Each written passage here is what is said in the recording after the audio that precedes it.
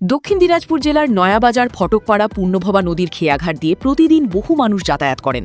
আশপাশের বিভিন্ন গ্রামের মানুষও এই ঘাট ব্যবহার করেন।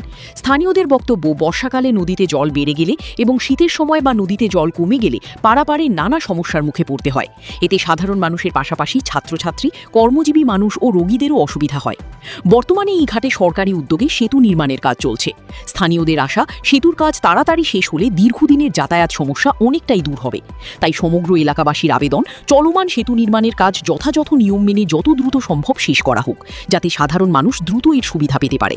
নয়াবাজার থেকে অতুল রায়ের রিপোর্ট, RNTV নিউজ।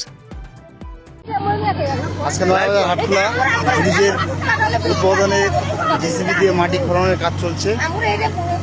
তো দেখো প্রচুর লোকজন, অনেক লোক, প্রচুর লোকের সমাগম আজকে এখানে, অনেক লোকজন আছে। মেশিন স্টার্ট,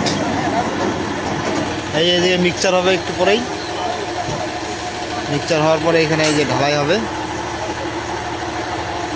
এটা হচ্ছে টেস্টিং প্লেয়ার হবে এখানে।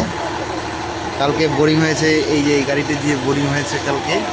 আর আজকে এখানে রডের খাঁচা টাচা ঢুকিয়ে দিয়েছে বোরিংয়ের ভেতর। আর একটু পরে মশলা মিক্সিং হচ্ছে এখানে।